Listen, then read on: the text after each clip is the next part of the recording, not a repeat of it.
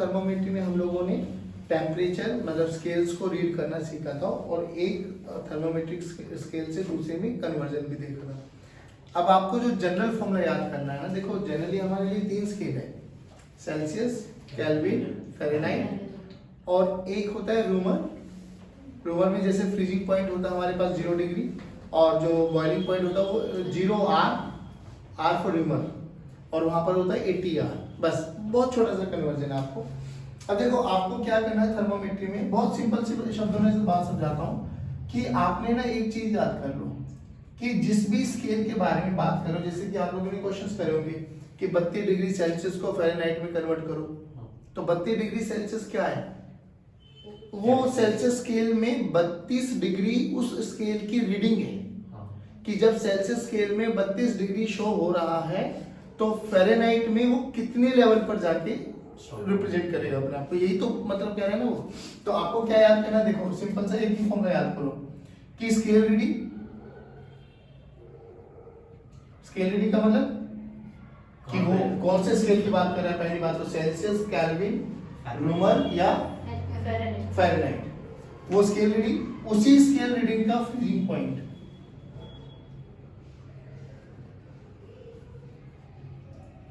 Divided by BP बोले तो of that particular scale minus freezing point of that particular scale. ये हमेशा constant रहेगा हमेशा। अब मैं कभी भी ये एम्फसाइज नहीं करवा दूं कि वो इक्वेशन याद कर जो हम लोग ने कल निकाली, नेवर एवर। बस आपको ये याद रखो, अधिक बदली करते हैं। हाँ बोल, कोई भी बोल अपनी मर्जी से, किसको किस में कन्वर्ट कराना चाहते हो? 57 को 57 वॉट फ़ारेनहाइट डिग्री।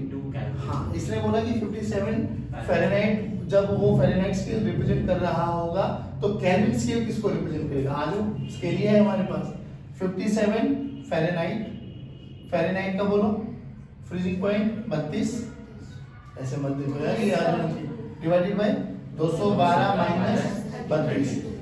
इसमें केल्विन में पूछा तो केल्विन में हमें नहीं पता, लेट्स से कि minus 273.15 divided by 373.15 minus 273.15 solve for की आ गया आंसर। हाँ भैया मैं मना नहीं कर रहा, बात समझ में आ गई? और बोलो कुछ भी पूछ, है ना? तो हमें तो एक ये स्टैंडर्ड रिजल्ट याद होना चाहिए, उसमें और कोई लेना देना। हाँ अब सुनो, सेम अगर पूछा जाए सेल्सियस और केल्विन में, आ जाओ देखो C minus 0 divided by 100 K minus 273.15 by 100। तो C equal to K plus K minus यानी K equals to C plus 273.15। ठीक है। अब हमें चेंज निकालना है, डिफरेंशिएट करते हुए respect to time. Okay, with respect to time, temperature change होगा तो delta K by delta T, delta C by delta T plus 0। Delta T cancel out हो जाए तो delta K must be equals to delta C। ये बात कर रहे हो? परफेक्ट। एक चीज और देख, बाकी आप ऐसे चीज को तो कर ही सकते हो यार। एक छोटा सा फॉर्मूला और था, वो याद करो, कल हमने क्या देखा था? फ़ारेनहाइट किसके बराबर होता है? 9/5 प्लस 3 C प्लस 3 प्लस 32। इसको भी डिफरेंशिएट करेंगे तो delta F bye delta T 9/5 delta C। Delta C एक ही रिलेशन भी होता है।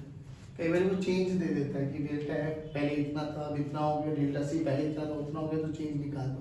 एक क्वेश्चन देखा होगा जो आपको भेजा था, उसके ऊपर एक सॉल्व क्वेश्चन था, उसमें ये वाला फॉर्मूला लग रहा था कि पहले सेल्सियस में 10 डिग्री था, 10 के बाद 30 हो गया, तो 10 से 30 चेंज दे रहा है वो डेल्टा C 20, तो कितना फ़ारेनहाइट में चेंज होगा डेल्टा F नहीं आया समझ। और दूसरी चीज और बताओ, अगर ऐसे भी नहीं निकालना चाहते हो तो पहले इसमें निकाल लो F1 की वैल्यू, फिर F2 की वैल्यू निकालो तो इवन ये 32 अपने आप कैंसिल आउट होता दिखाई देगा। नहीं आया समझ में? या तो ये फॉर्मूला याद कर लो, नहीं तो बेसिक के साथ जाओ ना। हमें क्या पता है 10 डिग्री पे F1 निकाल लो, फिर 30 डिग्री पे F2 निकाल लो, फिर F2 माइनस F1 कर देना तो डेल्टा F ऐसे आता हुआ दिखाई दे जाएगा आपको, नहीं आया समझ में? सिमिलरली तो इसमें भी ऐसे कर सकते हैं। हाँ देन ऐसा तो चेंजेस निकाल सकते हैं हम, दो रीडिंग का चेंज दे रखा होगा, डायरेक्ट इक्वेशन याद कर लो, नहीं तो स्टैंडर्ड है, गो फॉर इट। बात समझ में पक्की बात? अब देखो कल हम लोगों ने बात करी थी कि बेसिकली हम लोग हीट और वर्क के बारे में बात कर रहे थे, तो हम लोगों ने एनालाइज किया दोनों ही mode of transfer of heat energy होता है, एक मैकेनिकल तरीका होता है और एक नॉन मैकेनिकल। एक में हमें वर्क डन मैकेनिकल फोर्सेस वगैरह होल्ड करने पड़ेंगे और एक में हमें चेंज इन टेम्परेचर। तो जो कैलोरीमीटर होता है ना बच्चों, ये हीट के ट्रांसफर के मतलब एनर्जी के ट्रांसफर के बारे में ही बात करेंगे कि हीट कैसे कैसे मतलब ट्रांसफर करी जाती है। तो हीट का ट्रांसफर कहाँ से कहाँ होगा? जहाँ टेम्परेचर का डिफरेंस आएगा, ठीक है। जो ज्यादा टेम्परेचर होगा उसमें ज्यादा काइनेटिक एनर्जी मतलब एनर्जी होगी, उसकी मॉलिक्यूल्स की ज्यादा वाइब्रेट करेगा। जहाँ टेम्परेचर कम होगा वहाँ कम वाइब्रेट करेगा। तो जो जब भी हीट ट्रांसफर होगा वो कहाँ से कहाँ होगा? हमेशा हॉटर, जिसकी बॉडी का टेम्परेचर ज्यादा है तो लोअर बॉडी। बात समझ में आ गई? ये कल आप लोगों ने बहुत बेसिक चीजें करी थी। तो आज हम बात करते हैं, देखो इनिशियली अभी हम लोगों ने देखा हीट और वर्क दोनों की यूनिट जूल।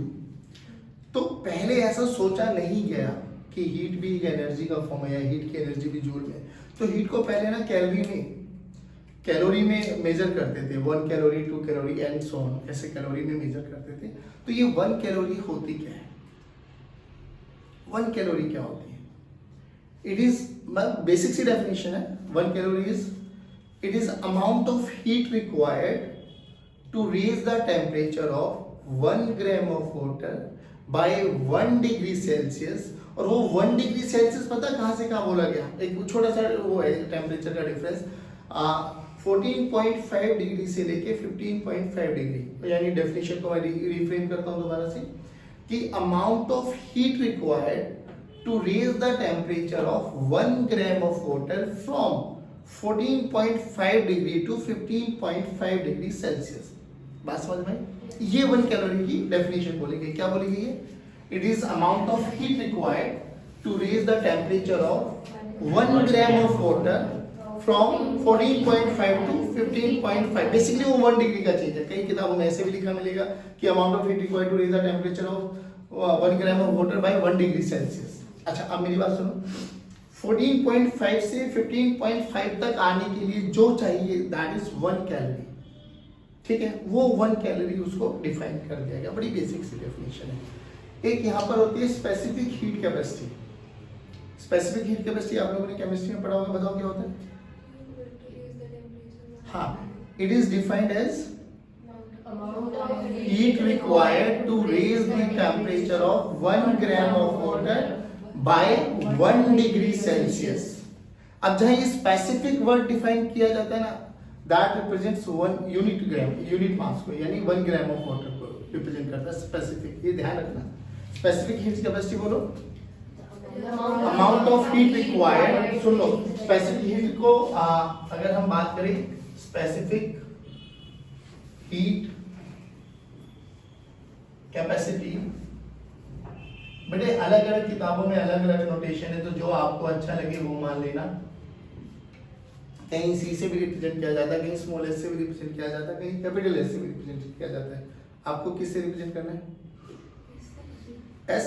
परफेक्ट। तो अपन एस के साथ जाएंगे। हाँ, मतलब नोटेशन अलग अलग है, कोई टेंशन मत लेना। स्पेसिफिक हीट कैपेसिटी क्या होती है?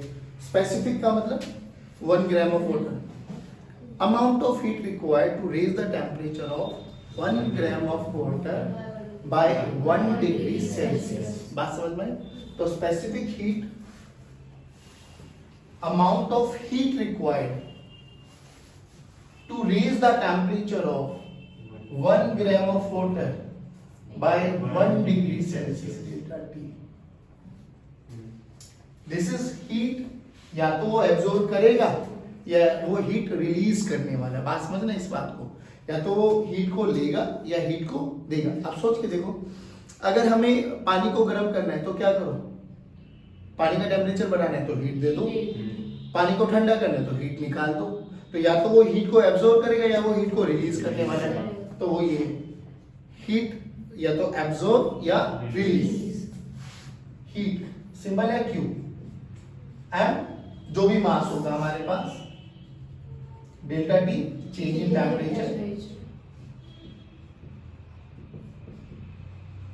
S specific heat. अब देख बच्चे,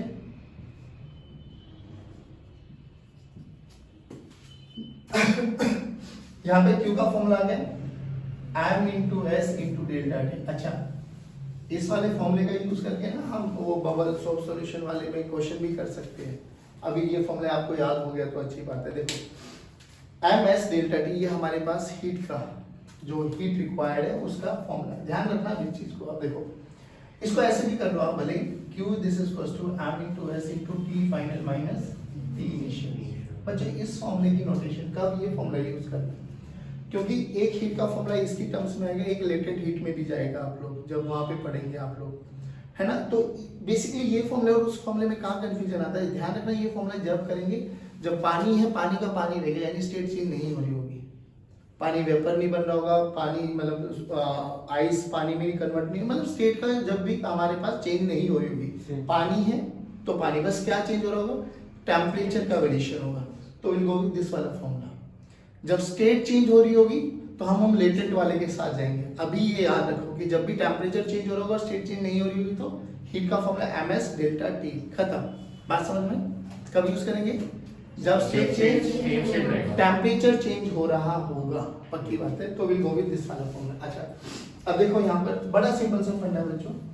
अब हमें ना इनिशियली क्या था बच्चों, इनिशियली हमें नहीं पता था कि हीट को भी इसमें कन्वर्ट किया जा सकता है एनर्जी में, बट बहुत सारे फिनोमिना ऐसे देखे गए कि मैकेनिकल एनर्जी को हीट एनर्जी में कन्वर्ट करते हुआ देखा गया, बड़े अलग अलग वेरिएशन से।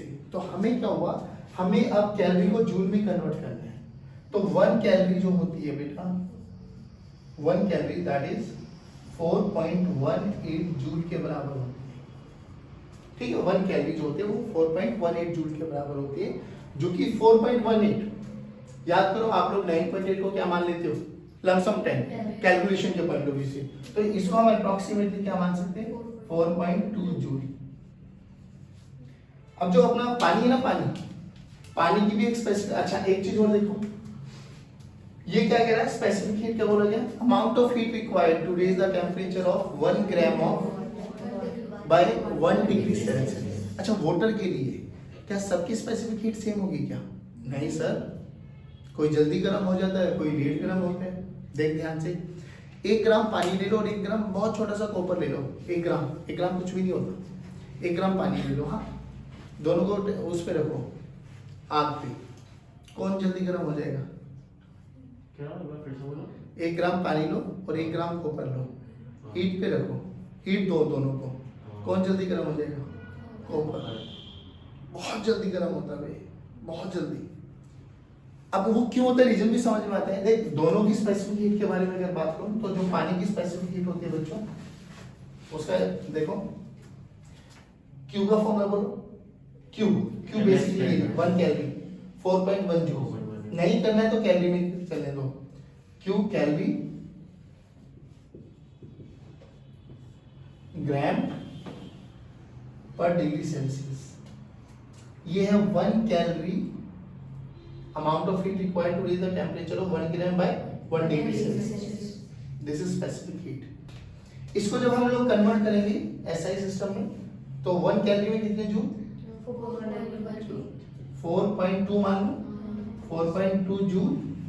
अभी सुनना, अगर ग्राम पर डिग्री सेल्सियस में रखना चाहते हो तो ये रखो, और इसको ग्राम को भी किलोग्राम में कन्वर्ट करना चाहते हो तो 4.2 जूल बाई ग्राम 10 की पावर -3 किलोग्राम पर डिग्री सेल्सियस। अब ये 10 की पावर -3 ऊपर चला जाएगा बाबा, तो बोलो 4200 जूल पर किलोग्राम पर डिग्री सेल्सियस। आराम से सुनो, क्या बताता है specific heat of water, 1 kilo पानी को उसका टेम्परेचर 1 डिग्री से बढ़ाने के लिए 4200 जूल 4200 जूल की एनर्जी आपको देनी पड़ेगी। 42 जूल इज नॉट अ छोटा अमाउंट ऑफ एनर्जी, याद करो वर्क पावर एनर्जी, जब हम लोग करते थे कि एक ऑब्जेक्ट को एक पॉइंट से दूसरे पॉइंट तक लेके जाने के लिए हमने 100 जूल कार्य किया, हमने 200 किया, हमने 1000 जूल किया, तो that is a large amount of energy required. 1 kilo पानी का टेम्परेचर अगर 1 डिग्री बढ़ाना है आपको तो 4200 जूल की एनर्जी देनी पड़ेगी। यहाँ देख लो, इसमें आ जाओ, अगर आपको 1 ग्राम पानी का टेम्परेचर 1 डिग्री सेल्सियस बढ़ाना है तो 4.2 जूल एनर्जी देनी पड़ेगी। अब किसी की स्पेसिफिक हीट मान लो 0.4 जूल पर ग्राम पर डिग्री सेल्सियस, तो मतलब उसका सुनो ना 0.4 जूल, सोच उसके 1 ग्राम के मास का 1 डिग्री टेम्परेचर बढ़ाने के लिए कितनी एनर्जी देनी पड़ेगी? 0.4 जूल। 0.4 इसको कितनी देनी पड़ेगी? 4.2 जूल। तो कौन जल्दी गर्म होगा? 0.4। कौन देर में गर्म होगा? 4.2। तो ये जो जिसकी स्पेसिफिक हीट जितनी ज्यादा होती है वो उतना ही लेट गर्म होता है, उतना ही लेट ठंडा होता है। जिसकी स्पेसिफिक हीट बहुत छोटी होती है वो उतना ही जल्दी गर्म होता है और उतना ही जल्दी ठंडा होता है। और ये हम देखते भी हैं, कभी एक्सपीरियंस को किया होगा, आयरन होता है छोटा मोटा, ऐसे आयरन को ऐसे जब हम आग पे करते हैं तो ऐसे ऐसे गर्म भी बहुत जल्दी होता है और ठंडा भी फटाक से हो जाता है। पानी को रख, पानी बॉयल होने में it will take some time, नहीं आया समझ में, और धीरे धीरे ठंडा होने में भी टाइम। हाँ आजकल जैसे जल्दी ठंडा हो जाता है, बट नॉर्मली वो नॉर्मल टेम्परेचर पे एसटीपी पे अगर हम बात करें स्टैंडर्ड टेम्परेचर प्रेशर पे, तो पानी धीरे धीरे गर्म भी होता है और धीरे धीरे ठंडा भी होता है। बात समझ में आ गई? तो which one is very good मतलब जो हीट को एब्जॉर्ब करेगा, कौन बहुत अच्छा एब्जॉर्ब कर सकता है? जिसकी स्पेसिफिक हीट ज्यादा है, जिसकी स्पेसिफिक हीट कम है। तो हीट को एब्जॉर्ब करना का मतलब क्या है? जिसकी स्पेसिफिक हीट ज्यादा वो एक अच्छा एब्जॉर्बर है। कौन हीट जल्दी रेडिएट ट्रांसफर करता है?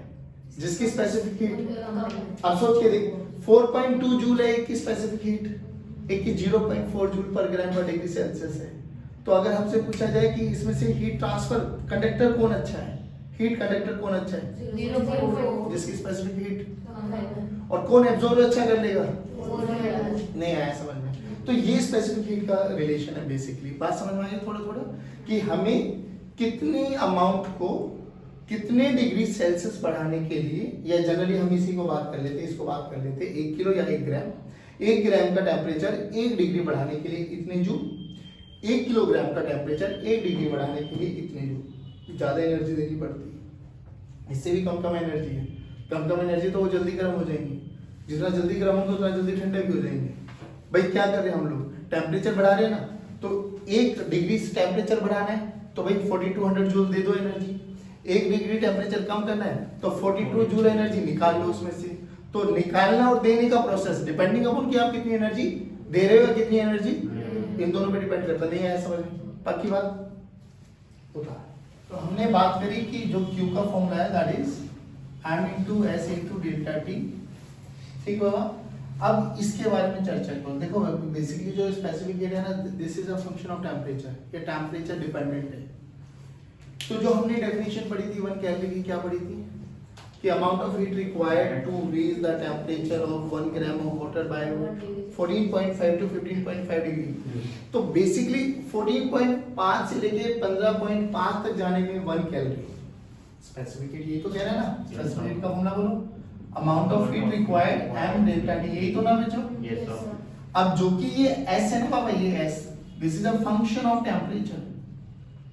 जैसे वहां पे अल्फा पढ़ा था लीनियर एक्सपेंशन में, तो ये फंक्शन ऑफ टेम्परेचर है सर। तो रियलिटी में ये फंक्शन है टेम्परेचर का, बट ये बहुत छोटा वेरिएशन है, और इतना छोटा वेरिएशन है कि हम इसको नेग्लिजिबल मान सकते हैं। अपन ये मान सकते हैं कि ये थ्रू आउट क्या रहेगा? कांस्टेंट। यानी कहीं भी 1 डिग्री से 2 डिग्री, 2 से 3, 3 से 4, 4 से 5, 5 से 6, 6 से 7, वैसे ही हर समय में 1 कैलोरी देनी पड़ेगी एनर्जी, इसकी हमें गारंटी, क्योंकि ये अल्फा ये किस पर डिपेंडेंट है? टेम्परेचर। बट हम ये मान के चल रहे थे कि 0 डिग्री से 100 डिग्री तक देने के लिए हर डिग्री के बीच में जो भी एनर्जी देनी पड़ेगी दैट इज 1 कैलोरी, ऐसा मान सकते हैं। जो कि ये इतना छोटा है कि हम इसको अप्रोक्सीमेटली क्या मान सकते हैं? नेग्लिजिबल, मतलब कांस्टेंट। अच्छा अगर फंक्शन आ जाए तो, टेम्परेचर का फंक्शन आ जाए तो फिर dq की वैल्यू देखो क्या हो जाएगा?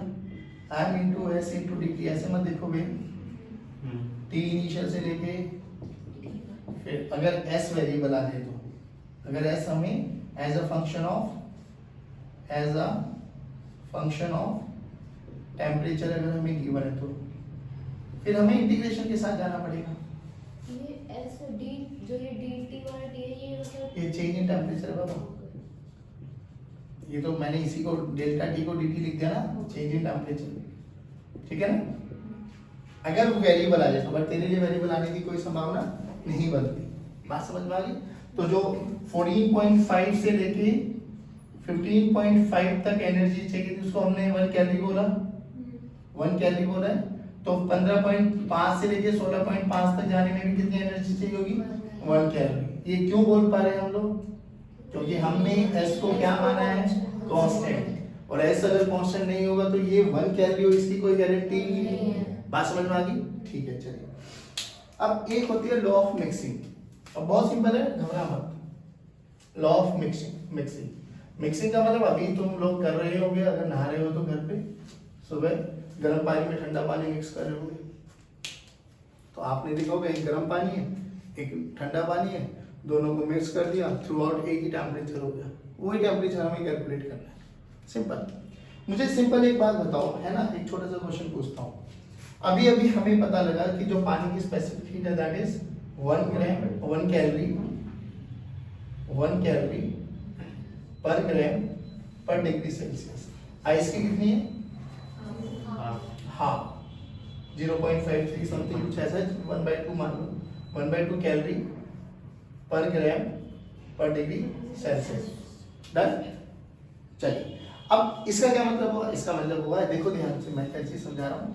मान लो मेरे पास एक कंटेनर दे दिया बाबा, और उस कंटेनर में 2 किलोग्राम पानी डाल दिया गया।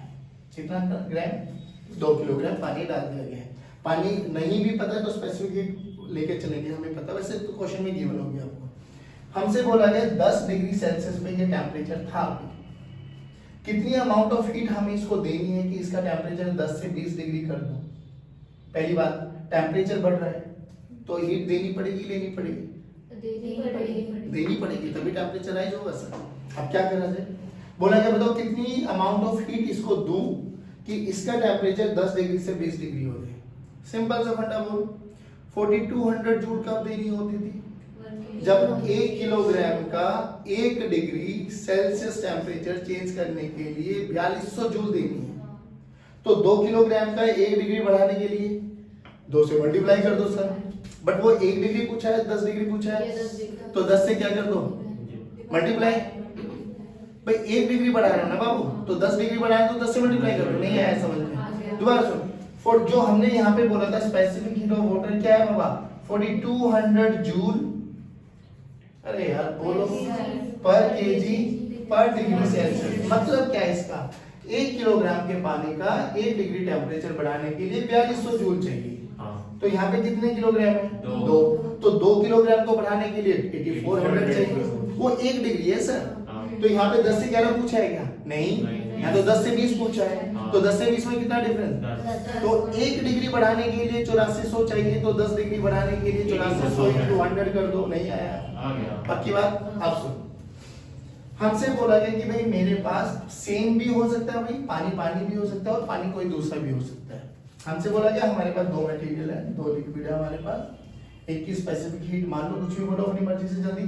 95, अबे ठीक ठाक भाई, 95, 42 कैलोरी ऐसा जब पर ग्राम पर डिग्री सेल्सियस। सेल्सियस। हाँ, इसको ये मान लेता हूँ भाई, अच्छा डेटा देना बेटा जो हमें भी अच्छा लगे देखने में। इसको भी मान लो, बी का बोलो 4, परफेक्ट, 4 कैलोरी पर ग्राम पर डिग्री सेल्सियस। इसमें मास बोलो कितना, ठीक ठाक 20 किलोग्राम। इसमें बोलो 10 किलोग्राम। इसका इनिशियल टेम्परेचर बोलो 50 डिग्री सेल्सियस। इसका बोलो 57, 60। कैलकुलेशन तो यही करनी है, ध्यान रखिए। 37, 57, 7 लगा रहे बेटा पूरा दिन। हाँ ध्यान रखना, डेटा ठीक ठाक लिया करो, कॉन्सेप्ट ही तो समझना है। बोला गया ए और बी को मिक्स कर दिया गया, तो फाइनल टेम्परेचर बताओ। तो ये तो पक्की बात है। अभी किसका टेम्परेचर ज्यादा है? सर उसका बी का किसका कम है? ई का जब मर्ज करेंगे तो बी से एनर्जी गट जाएगी हीट, बी से हीट निकालनी पड़ेगी और ए को हीट देनी पड़ेगी। ये पक्की बात यस है। सर। कब तक ये प्रोसेस चलेगा? जब जब तक दोनों का टेम्परेचर सेम नहीं हो जाता। ठीक है ना। यानी मैं ये कह सकता हूँ कि ये जितनी हीट लूज करेगा क्या ये इतनी हीट गेन करेगा? सिंपल। अभी तक कुछ नहीं पता मुझे, बस इतना बोल दिया कि भाई अगर दोनों का टेम्परेचर सेम होना है, और हमें समझ में भी आता है ठंडे पानी गर्म पानी को मिलाते हैं तो टेम्परेचर सेम हो जाता है। ऐसे थोड़ी ना ठंडा ऊपर ही रहता है गर्म नीचे ही रहता है। यस मम्मी ऊपर तो बहुत क्यों ठंडा था बट नीचे हो जाएगा पानी, वो मिक्स हो जाता है। तो अपन को ऐसे ही मिक्स करना है। तो बोलो heat loss by B is equal to heat heat. Gain by A. ये तो पक्की बात है नहीं हाँ ठीक है भाई, जिसका टेम्परेचर ज्यादा वो देगा, देगा जिसका कम है वो लेगा। लेगा। और ये लेने देने का प्रोसेस जब तक चलेगा जब तक दोनों का बराबर इक्वल नहीं आया समझ में। चलो आप क्या करें? अच्छा ये कितनी लॉस करेगा हीट? 10। हमें नहीं पता सर। हमसे ये पूछा फाइनल टेम्परेचर बताओ, मुझे क्या पता टी कितना टेम्परेचर हो जाएगा? तो हमने मान लिया T be the final temperature. ये भी सत्य है कि टी दोनों का सेम रहेगा। अच्छा तो कुछ टाइम के बाद क्या हुआ होगा? इसका टेम्परेचर घट गया होगा और इसका बढ़ टेम्परेचर गया होगा। इसका घटा है। हाँ। तो यहाँ पे जो टेम्परेचर बचा वो कितना 60 होगा? Minus 50 plus T. नहीं नहीं नहीं नहीं। अच्छा हाँ टी माइनस 50। हमें कैसे पता? हाँ, 50 प्लस टी पागल है क्या तो? ठीक है ठीक है। नहीं आया समझ में। ठीक। सिंपल सी बात बताओ ना, इसका भाई ये टेम्परेचर कम हो गया होगा ना? हाँ, हाँ। 60 तो नहीं रहा ना? नहीं। तो ये टी जो है 60 से तो कम है। Yes sir. तो चेंज देखना अपन को। तो यस सर। ये टी Minus 50 से ज्यादा है हाँ। तो भी चेंज देखना हमें। भाई एम एस डेल्टा टी लगा दो, ये तो डेल्टा टी का चेंज यस है ना। हाँ अब क्या करो? इसका हीट बोलो sir. M S delta T हाँ। Mass of B B S of B into delta T must be equal to mass of A S of A delta T. Mass of B बोलो बाबू sir 10 kilogram. अच्छा B B B को 10 kilogram into. Into अब देखो पहली बात, ये calorie ग्राम इसमें तो कन्वर्ट कर दो इसको। किलो। हाँ अब क्या करो? 4 into 10 रेज़ टू माइनस नहीं नहीं 4 इंटू 42 हाँ ठीक नहीं है है। आ गया 4 इंटू या इसको ग्राम में कन्वर्ट कर लो, चॉइस इज योर्स। नहीं यार उसको उनको जैसे जैसे आपको ठीक लगे। 4200 जूल पर किलोग्राम पर डिग्री सेल्सियस। जाने बाबू into delta T. Delta T की वैल्यू बोलो कितना? 60 माइनस अच्छा 60 माइनस इज इक्वल टू बोलो बोलो 20 into 20 into 2 into 2 2 into 4200 into T minus 50 क्या आप ठीक है सोल्व नहीं कर सकते? कर सकते हैं। पक्की बात? Yes sir sure. Yes sir. होता। अब एक डायरेक्ट मेथड और समझो भाई। ये तो पक्की बात है कि देखो वैसे तो नॉर्मल ऐसा भी अप्रोच लगाई जा सकती है बट कई बार जब 3 आ जाते हैं ना फिर दिक्कत आती है बच्चों। इसमें आपने बड़ा लॉजिकली सोच लिया कि एक का टेम्परेचर कम होगा और एक का टेम्परेचर बढ़ रहा होगा, सिंपल। बट मैं एक वर्सेटाइल चीज बताता हूँ, हमेशा उसके साथ चलो कि एम एस डेल्टा टी में एम एस डेल्टा टी में जब हम लोगों ने देखा क्यू का फॉर्मूला तो हमने बात करी थी कि जब इसको ऐसे लिखो T final minus T initial. अच्छा मुझे एक बात बता दो बस, ये तो पक्की बात है जितना हीट ये लूज करेगा उतना ही हीट ये गेन करेगा। हीट का एक्सचेंज कितना होगा? 0। भाई इसका हीट और इसका हीट मिला के 0 के बराबर आना चाहिए। तो सिंपल सा फंडा पता क्या याद रखो आप, भले ही भूल जाओ उसको। फाइनल टेम्परेचर दोनों का कितना हो जाएगा? टी टी इनिशियल कितना था? 50 और 60। अब देख क्या हुआ, तो लॉ ऑफ मिक्सिंग में ऐसे याद करो आप।